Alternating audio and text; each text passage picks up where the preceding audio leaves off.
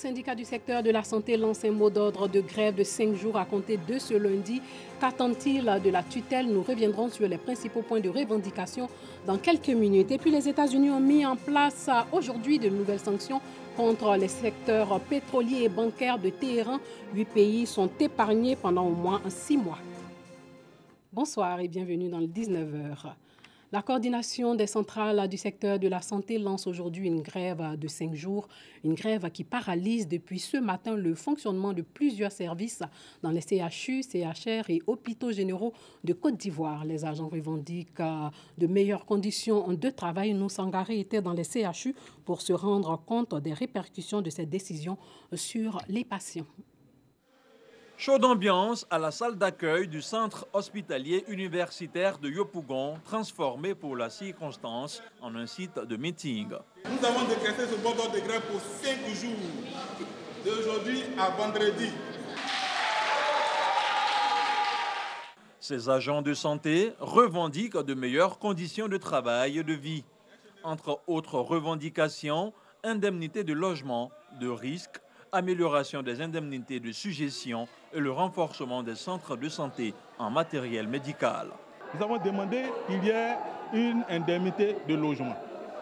Nous avons demandé qu'il y ait l'amélioration de notre indemnité de risque. Vous voyez quelqu'un qui est en B3 et qu'on lui tend une indemnité de risque de 30 000 francs, c'est une injure aujourd'hui. Nous demandons que notre école qui nous forme, l'INFAS, ait un statut clair. Aujourd'hui, nous ne pouvons pas faire d'équivalence avec les diplômes qui sortent de l'INFAS. Quand nos camarades qui ont la chance d'aller à l'étranger, au Canada, arrivent là-bas, leur diplôme d'État qu'ils ont eu à l'INFAS n'est pas reconnu au plan international. Nous avons fait des ateliers, les documents sont là. Aujourd'hui, ces documents sont encore dans les tiroirs de notre ministre de la Santé.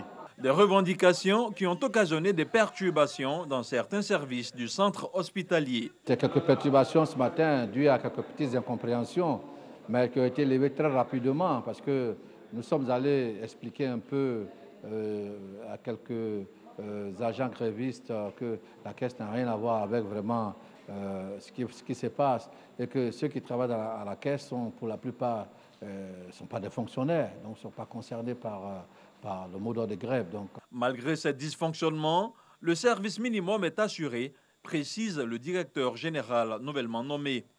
Nous effectuons un tour avec les responsables de l'hôpital pour faire le constat. Au service de pédiatrie, sages-femmes et autres agents de santé sont présents pour offrir leurs prestations aux patients. Même décor au service des urgences où les agents s'attellent à apporter les premiers soins d'urgence aux blessés d'un minicar qui s'est renversé ce lundi sur l'axe Adjamé-Yopougon. Ils ont déversé tous les occupants du Bakar et donc voilà que nous sommes tombés dessus et vous avez vu, tout le monde était à la tâche en train de soulager les malades. Nous sommes pratiquement à un taux de présence autour de 90% ici. Après Yopougon, cap sur le CHU de Trècheville. Ici également, le service minimum est assuré, sauf ceux de radiologie et de consultations externes qui sont restés fermés. Malgré qu'ils sont en grève, les médecins s'occupent de nous, vraiment. Moi, personnellement, je sais qu'on s'occupe de moi. Il a demandé comment ça va, on a fait quelle radio, on a fait quel examen, il a tout expliqué. Ils nous ont donné des médicaments, ils ont fait des soins le matin, malgré qu'il y a la grève. Il y a quand même le service minimum et le service minimum est constaté au niveau des urgences. Donc je voudrais parler des urgences médicales, des urgences chirurgicales et des urgences de pédiatrie. On continue de faire l'encadrement, on continue d'assurer la sécurité des malades qui sont là. Et je pense que le gouvernement, pendant ce temps, continue la négociation jusqu'à ce que tout rentre dans l'ordre.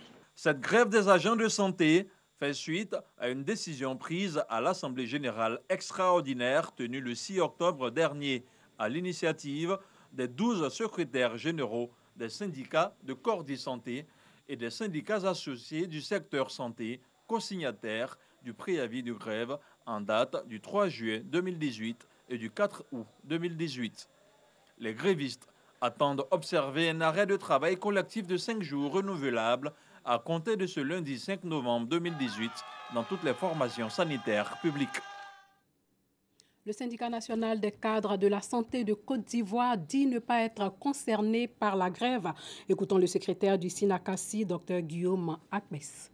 Nous, représentants du SINACASI, après le 11e congrès, nous ne sommes pas dans le mouvement de grève. Nous pensons que nos camarades qui sont rentrés en grève ont des raisons qui leur sont propres. Nous, SINACASI, nous ne sommes pas signataires de ce mouvement de grève. Pour nous, des problèmes existent au niveau de la santé, mais nous privilégions le dialogue. Notre souhait est que le ministre de la Santé, qui est installé il y a à peine 3 mois, reçoive tous les syndicats et qui recense tous nos problèmes. Et ensemble, nous discutons de comment mener le combat ensemble. Parce que pour nous, les syndicats sont des partenaires du ministère de la Santé et nous devons travailler ensemble.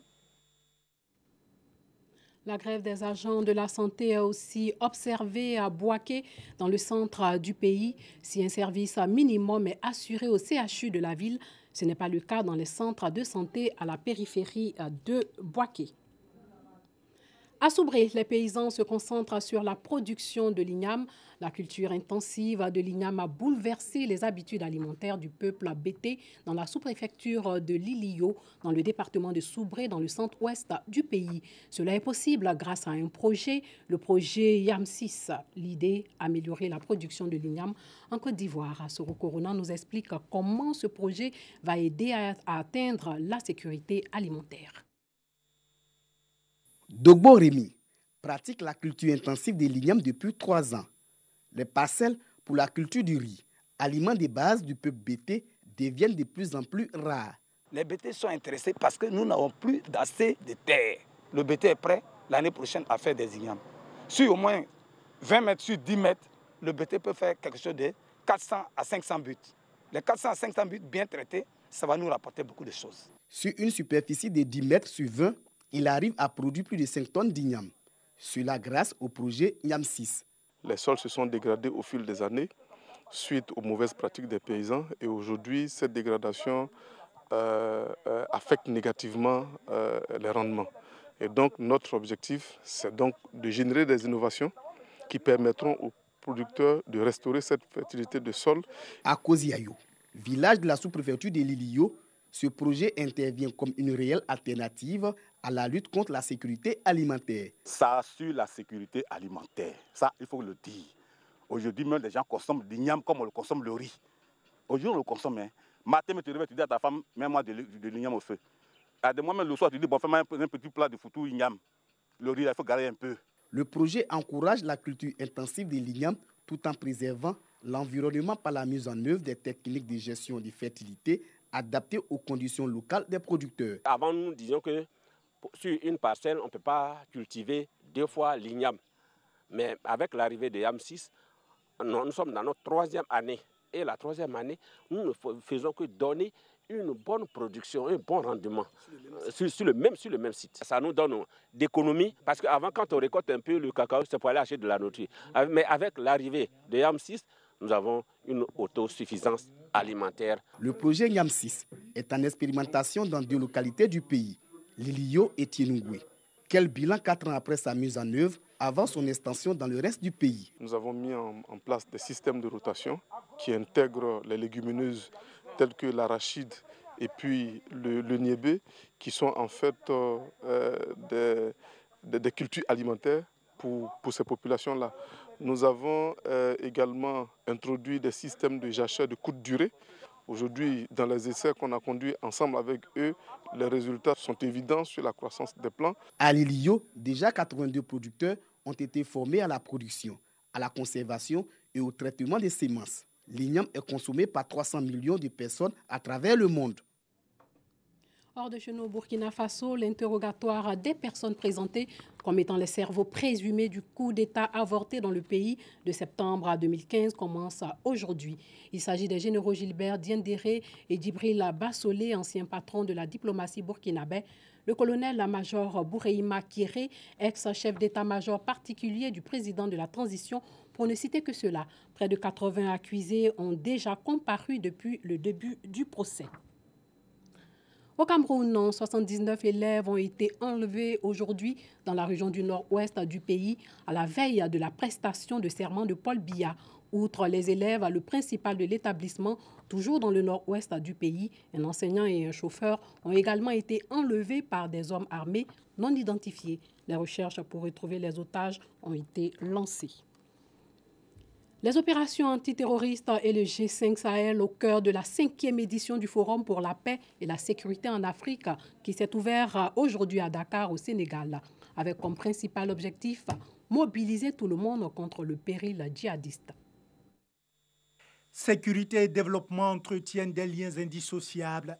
Paris et Dakar partagent cette conviction. La ministre française des Armées, Florence Parly et Macky Sall, l'ont exprimé à l'occasion de l'ouverture au Sénégal du 5e Forum sur la paix et la sécurité en Afrique. Sécurité et développement sont les deux faces d'une même pièce. Les deux ensembles sur lesquels nous devons agir par tous les moyens pour créer les conditions d'une paix durable. Partageant la même vision, Adama Barrow, le président de la Gambie, a développé sa stratégie en ce qui concerne son pays. Dans notre effort d'administrer la justice et d'unir la nation, la commission Vérité, Réconciliation et Réparation a été récemment établie et a commencé à travailler. Par ailleurs, la première phase d'une réforme majeure du secteur de la sécurité a également été entreprise. Nous sommes pleinement investis à aller vers la deuxième phase. Chaque pays défend sa stratégie de sécurité, mais aucune d'entre elles ne se montre jusque-là infaillible et capable de soutenir un développement durable, selon des observateurs. D'où cet appel de Macky Sall, le président du Sénégal. Il appartient aux experts, militaires et diplomates, de nous dire ce qui ne va pas. C'est pareil en RCA, c'est pareil en RDC. Depuis 1960, l'ONU est au Congo. Il y a un problème. Pour Macky Sall, la paix, la stabilité et la sécurité sont les préalables au développement. Le 5e Forum sur la paix et la sécurité en Afrique s'est ouvert ce lundi et va durer 2 jours. Les 500 participants réfléchissent sur le grand thème de cette édition, le développement durable du Sahel. Pour être plus complet sur le sujet, sachez qu'il faut apporter encore 300 millions d'euros, près de 179 milliards de francs CFA au financement du G5 Sahel. Les pays concernés sont le Mali, la Mauritanie, le Niger, le Tchad et le Burkina Faso. Et puis la deuxième vague de sanctions à l'encontre de Téhéran après la sortie de Washington de l'accord sur le nucléaire iranien a mis en application aujourd'hui même. Le cours du pétrole a augmenté depuis l'annonce de ces sanctions. 700 personnes et entités iraniennes ont été placées sur la liste noire de Washington, dont des navires du transport maritime, une compagnie aérienne et une 60aine de ses avions. Le récit de Abdoulaye Kone. En Iran, le président Hassan Rouhani a promis de contourner fièrement les nouvelles sanctions américaines. Des sanctions entrées en vigueur lundi et qui visent spécifiquement le secteur pétrolier et financier iranien, des secteurs vitaux pour l'économie du pays. Mais pour les populations à Téhéran, elles font déjà partie de leur vie quotidienne. Les sanctions vont accentuer la pression sur l'économie iranienne. C'est sûr que les gens vont souffrir, malheureusement.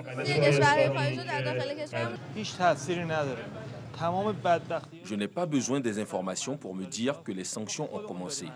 Je les sens dans mes tripes. Adoptant une politique hostile à l'Iran depuis son accession au pouvoir en janvier 2017, Donald Trump, pour qui l'accord sur le nucléaire est une aberration, avait rétabli dès août dernier une première série de sanctions économiques contre Téhéran. Samedi, le guide suprême d'Iran, Ali Khamenei, a accusé le président américain d'avoir discrédité les États-Unis, qui, selon lui, seront les ultimes perdants de cette politique. L'économie iranienne souffrait déjà de nombreux maux avant l'offensive de Donald Trump. Les exportations de pétrole, qui assurent 40% des recettes de l'État iranien selon la Banque mondiale, ont déjà baissé de 2,5 millions de barils par jour à 1,6 million en septembre. Le premier marché pour le pétrole iranien est la Chine, suivi de l'Union européenne, de l'Inde et de la Turquie. Le Japon et la Corée du Sud ont quasiment réduit à zéro leurs importations. Et 8 pays pourront continuer à acheter du pétrole à Téhéran pendant encore 6 mois au moins. Il s'agit de la Chine, l'Inde, la Turquie, du Japon, la Corée du Sud, Taïwan, l'Italie et la Grèce. L'Iran est le 6e exportateur de brut et il représente environ 5% de la production mondiale. Sa disparition du marché risquait de faire flamber le cours du pétrole. Voilà, c'est tout pour ce soir. Portez-vous bien.